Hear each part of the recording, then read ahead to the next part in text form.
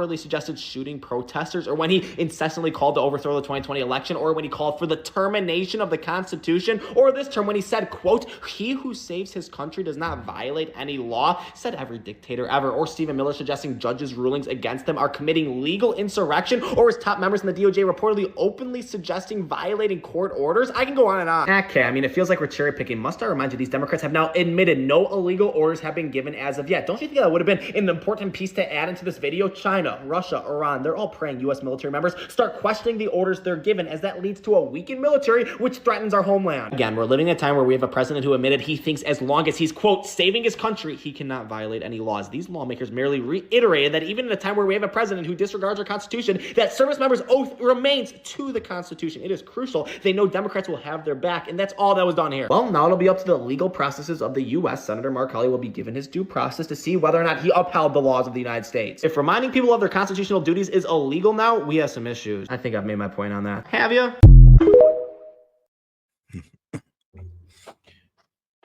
Nah, sure. I know I made my point on it, but all right, guys, I'm gonna go ahead and hit the monologue. And like I said, we can keep the stream going if we can at least get up to, like I said, about $30 in the super chat, or gifts and all that good stuff. Other than that, it's all good. It's all good. Hey, we can definitely do this tomorrow. You know me, I ain't tripping. But let's go ahead and get into the monologue, because I do want to talk about tariffs and how these Dems are dishonest about the way they do, dishonest about the way they view tariffs. They say, oh, it's a tax on the consumer.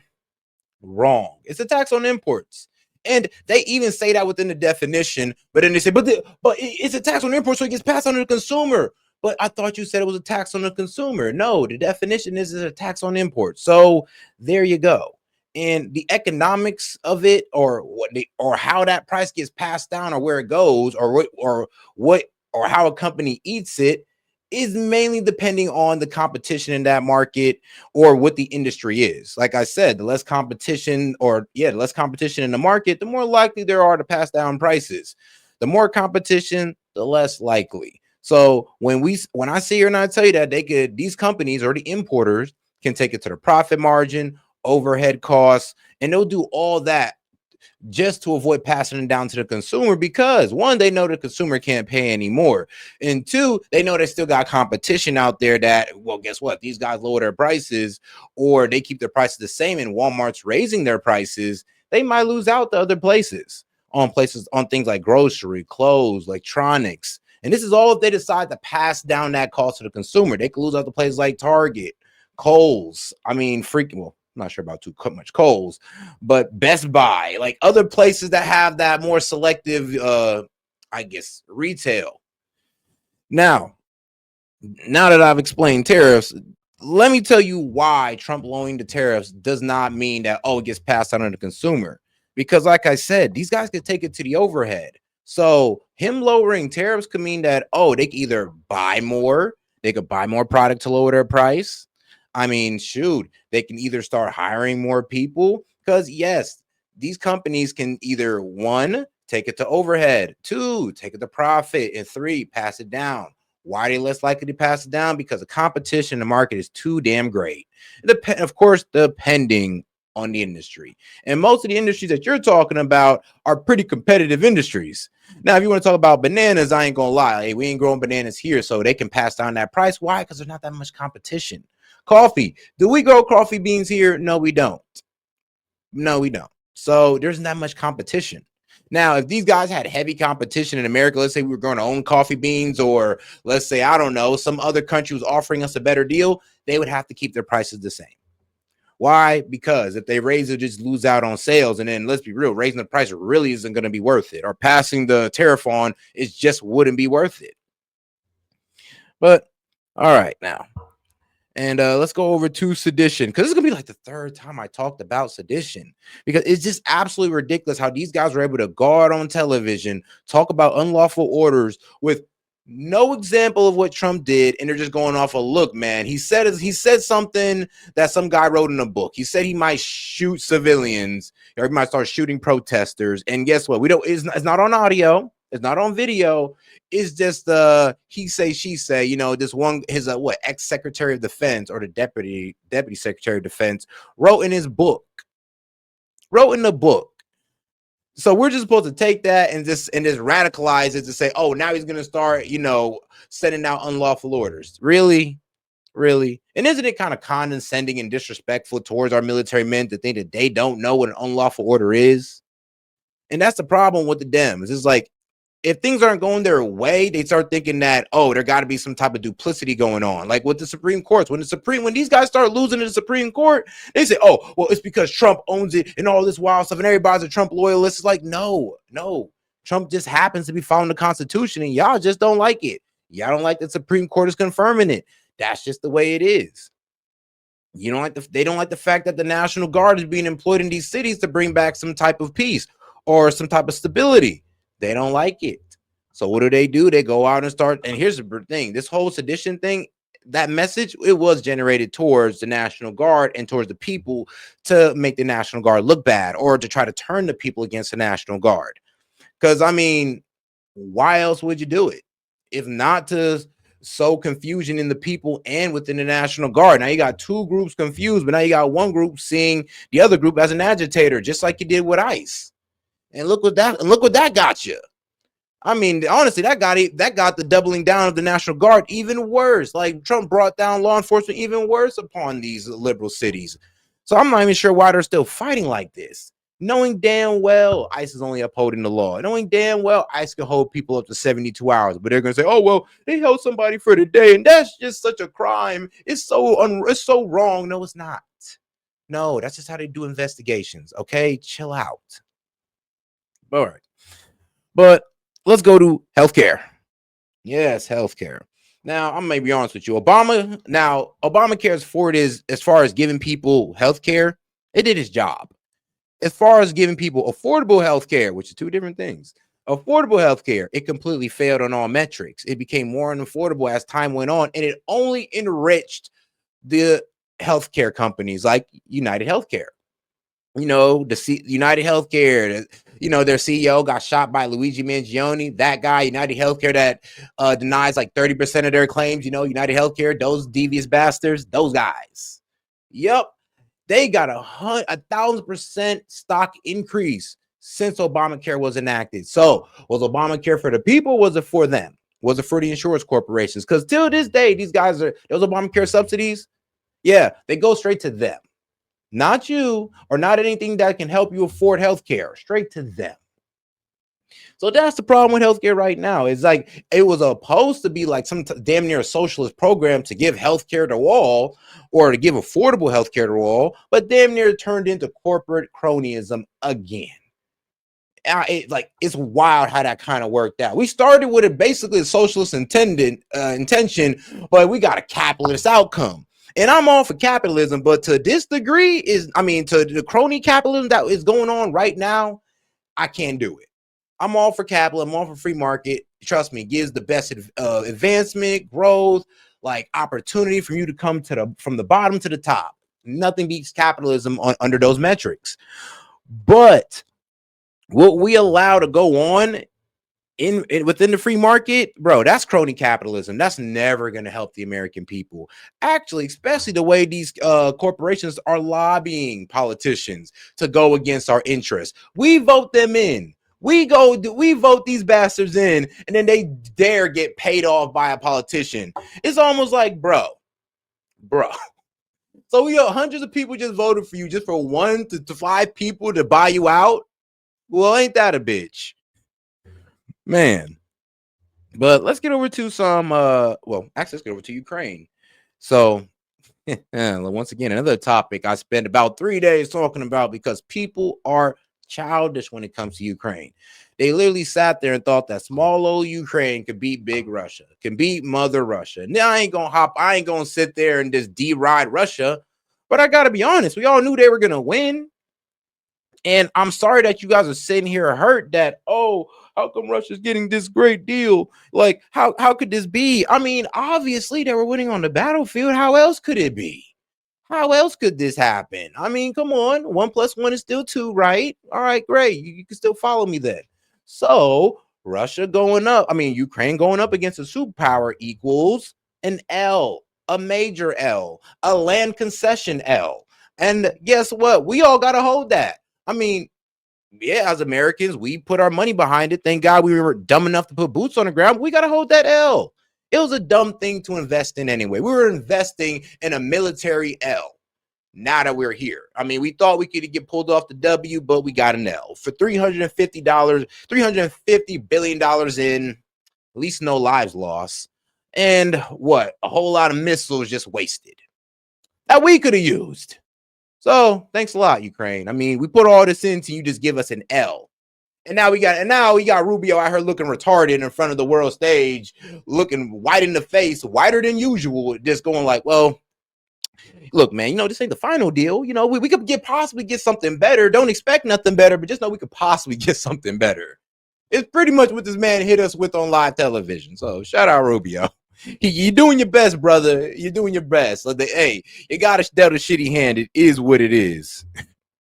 It is what it is. But all right. Oh, guys, you guys any question, comments? Like I say, you guys can still super chat in and all that good stuff. Now let's go to some Ohio politics with Vivek Ramaswamy. Now, you know what? I actually like Vivek.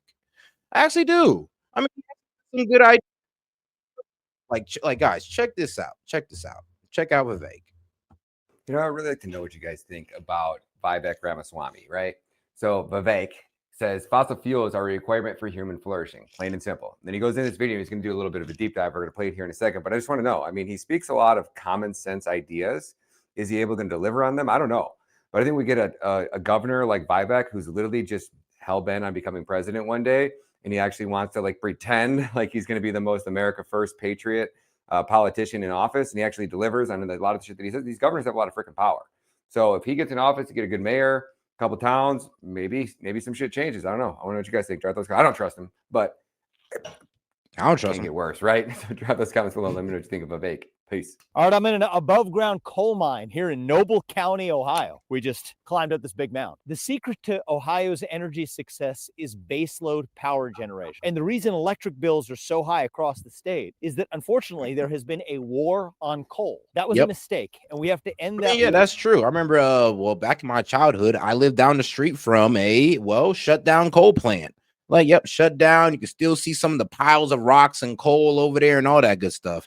Now they didn't clean it up. And I mean, they didn't clean it up and turn it into a hotel. Surprise, surprise. Still got some of the reminiscence of the coal factory that was there. But yeah, I mean, during that time, bro, everybody was trying to move towards clean energy, even in my childhood.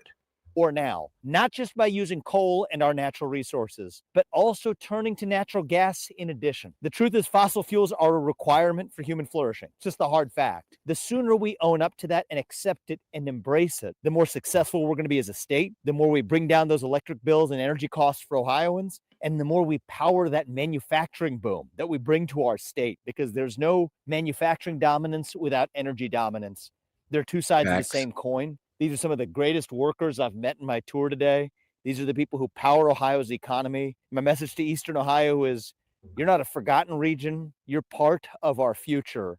And coal and natural gas are an important part of it. And all right, see, I like the man's plan. The man got a great vision. But, bro, when you create these coal jobs, are you just going to fill them with Indians and just tell us that we're lazy and we're mediocre? Because I'm be honest with you, Vivek, you still got a lot of people effed up with that, and you had never retracted that. So this is why I'm hesitant to vote for you as my governor, because I don't trust you. I don't know. You could create all these jobs, and then you're going to tell us, well, you guys are too mediocre, so I just gave them to a whole bunch of Indians. Actually, we're going to increase the H-1B visas coming into Ohio and Ohio State, and we'll just fuck you guys. I'm sorry, Vivek, but I don't trust you not to do that. I should be able to trust you, but I don't. I mean, you're playing our face like you America first, but, you know, you had a mask off moment with the H-1B visas. And I'm pretty sure if I look into your pharmaceutical company, I'll find a whole bunch of H-1B visas. Will I not? But you'll sit here in front of our face, say you're America first, so you believe in American talent. But I'm pretty sure I can find all through your company of how you don't honestly believe in American talent yourself. I mean, or you wouldn't have came out with that rant calling us all mediocre. You know, trying to have a nerd out moment. Like, yeah, you had what? Did you hate the jocks growing up, Vivek? Did the jocks bully you? Did the jocks get the cute girl that you want? Since you said we have a jock worshiping culture. Really, bro? Come on now. Get over what happened to you in high school. But that's just my personal opinions about Vivek, though. Like, I honestly think, like, his policies are good, but who's he doing it for? Or you just do it for the H-1B visa guys just going to jump in here? We're just going to start seeing Ohio flooded with a whole bunch of Indians? Or are you actually doing it for the American people? Like all of us, not just the Indians, not just the Indian Americans, not just the H-1B visa guys, but all of us, making sure that all of us can get in on the prosperity, not just your own. Because that's a problem, man. Some of y'all come over here and y'all just do for your own people and not us. And then y'all going to tell us that we're mediocre. Okay, then. I mean, trust me, the Asians try to do the same thing. So no, we ain't going for it no more. So I don't know, Vivek, can we trust you? Because I don't know, man. The way you was snapping on Twitter kind of makes it sound like you don't really believe in American talent. You believe in the prosperity of, well, the land of the United States. I mean, yes, you're speaking good about our natural resources and all that good stuff. But what about the people? Do you believe in the people? Because we all believe in the resources of the United States. But we have a problem in the United States where we don't believe in each other. But hey, let's go ahead and get on to my man, Mamdani, you know, just for reference, though. I was talking mad shit about the president before I came here, but as soon as I met him, I saw his big balls and how handsome he is in person, and so tall and tanned, just perfect. I just froze. He's definitely the alpha male. Oh, we're at $5 for donation. If y'all want to keep the stream going, shoot, just like get me up to at least like 25, 30, and I got you guys. We'll keep the stream going. The greatest president of all time. I hope he runs again in 2028. He'll definitely win. I'm just lucky I get to be in the presence of such greatness. Best day ever. And Mr. President, congrats on those big, beautiful balls of yours. Thank you very much. Any questions, please? I was talking mad shit. Man, I was talking mad shit. I'm like, hey, he was at first. But here's the funny thing about Mamdani. The turnaround. This man don't even believe that he's going to get the tax increase. I mean, a damn near what the governor is saying it, which I honestly think Governor Hochul, she's going to capitulate, I believe. In my honest opinion, she's going to capitulate because it'd be going against the Democratic base to ignore Mamdani's request to raise taxes. Am I wrong? Don't really think about this. If she ignores Mamdani and tells them no, she's basically ignoring everybody who voted for Mamdani to do this until she told them no. In the most highly populated city in her state. You think she can afford to do that? You think she want to play around like that? I don't know. I don't think so at all. I don't think she's willing to risk it. She may just say, hey, bro, F what these people talk about. I gotta make sure, you know, the corporations and the rich people stay here because they're the ones paying most of the taxes. She could say that. Or she could just, you know, feed into the base, and it is what it is. Hey, and shout out to my man Chase, man, for the baller alert. Hey, appreciate the support, Chase. And he has chosen. He says, we need a conspiracy hour. I got you. Well, let's listen to my man Zoran Mamdani begging us for money. Well, not us, not me, but if you're in New York, he's begging you. Well, New York City. Remember how I told you a few months ago to stop sending us money? You can start again.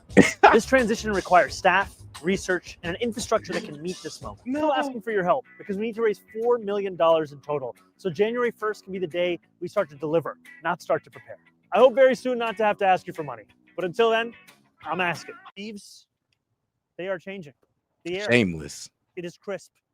But one thing that stays the same is we still need you to donate. Remember how I still need them to donate. I'm just like, Zoran, is either you spend too much on your campaign and you're in debt, or yeah, you're actually just trying to make the New Yorkers not only have to pay these taxes, but also have to pay extra money so you can fund your socialist agenda.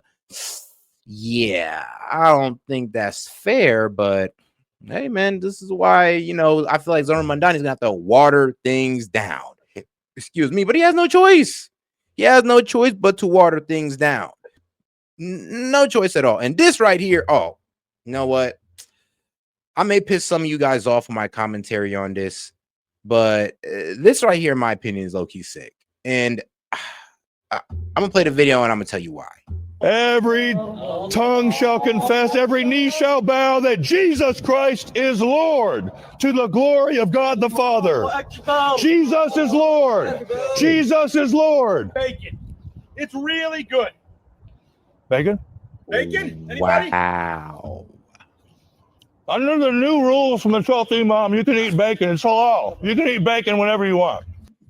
So Yeah. The prayer ended. Now this guy was being completely soft about it. I'm not even gonna lie. I'm not even gonna sit here and pretend like the bro wasn't overreacting. We look up to see them taunting us in our faces with bacon.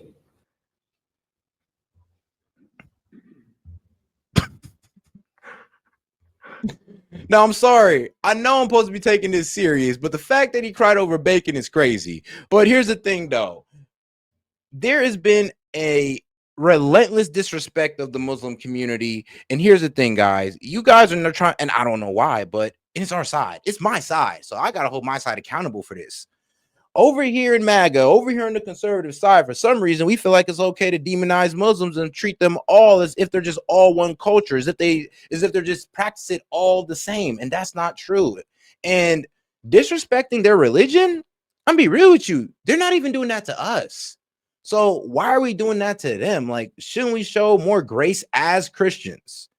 Like, I mean, that was like one of the best things that Jesus taught was grace. Now, I know you guys think that they're trying to take over the United States and all this wild stuff, but guess what? You can't prove that. And you're only listening to the radicals, and then you're assuming that's all the Muslims. I mean, let's be real, guys. As MAGA, like, think about it. Since January 6th, everybody painted us like we're January 6ers. They painted y'all as criminals. They painted y'all as the worst of people. So y'all understand this, but we're out here doing it to other people. Like, what the fuck? Like, and then we got bastards out here holding up the Quran, slapping bacon on it, acting like the Muslims ain't gonna do something about it. I mean, bro, if I'm out there in, I don't know, the Amish country or Mormon country, ripping out pages of the Bible, like, come on now. And yes, I get it. I get it. Freedom of speech and all that good stuff, but that's inciting violence. So we all know that. And I'm gonna be honest with you, the bigotry, I'm just never gonna get down with. I will disagree with certain cultures of Islam all day. I will disagree and hate those terrorists along with you all day, but I will never sit here and say that's just all Muslims. But the problem is there's people who actually treat it like it's all Muslims. And that's just the worst way to go about it, demonizing the religion and all that good stuff. And they don't talk no shit about us, none at all. And I know what you're saying. Well, how can they talk shit about Jesus Christ, the Savior? Well, because they also believe that Jesus Christ was the Messiah too. And it's kind of crazy because they stand up for Jesus more than the Christians do. If you talk shit about Jesus, the Muslims gonna work with you. If somebody talks shit to Jesus about us, we're just going like, bro, whatever, bro, get out of my face with that. We're not gonna beat their ass over it. I mean, we can at least respect them for that. They wanted to whoop ass for Jesus and Muhammad. We can at least appreciate that. Find commonality with the Muslims instead of trying to demonize these people and try to say that, oh, they're just trying to take us over. Set. Not all of them. No, they're not. Actually, it's a very, very small percent that actually have that ideology. Most of them just want to coexist with us, to be quite honest. And I ain't mad at it. Actually, I would say this.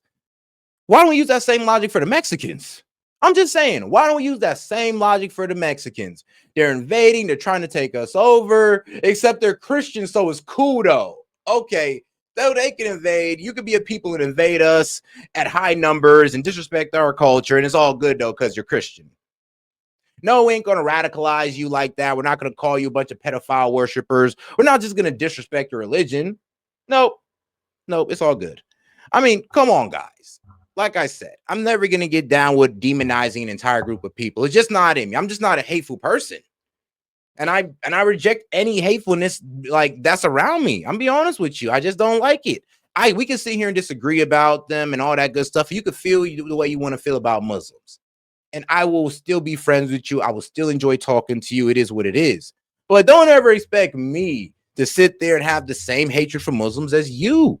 I just can't do it. It's just not in me as a man, as a person, as a human being, as somebody who actually believes in the teachings of Jesus Christ. I don't think the man would actually want us out here hating Muslims and trying to demonize these people.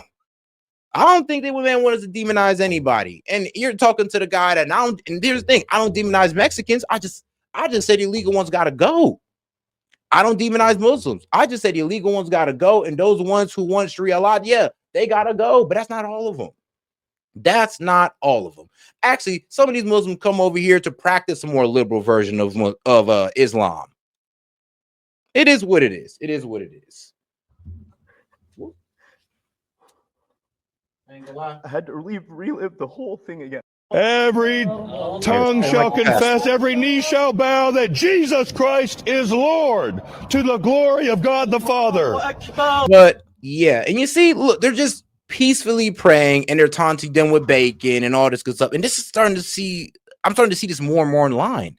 And I don't want us to go down this path. I don't want us to practice this type of bigotry at all. I don't want to see it in MAGA at all. And we should all reject it. We can sit here and have our criticisms about Islam, but treating these guys as if they're like not human, treating them as if they're just the worst people on the earth, that ain't it, man. That ain't it. Trust me. I mean, 1% of the population, and we're going to treat them like what? They can really take over the United States? I mean, let's be real. If you want to avoid that, have more kids. Boom, there you go. Whole operation has been destroyed if you just out baby the Muslims. Oh, we don't want to do that. Okay, then what are we complaining about? But all right, now I do want to get on to conspiracy hour, though. I do want to get on to conspiracy because that's what my man Chase and my man Green Bean paid for. He said, "Let the good times roll," and they shall. And they shall. But in the meantime, though, while I go ahead and pull up the conspiracy video, let's go ahead and watch CNN real quick. Because, yeah, I ain't gonna lie, they did a number. They definitely did a number on Scott Besson. The holiday shopping season kicks off this week. Really? Because I feel like it already started. Millions of Americans are bracing.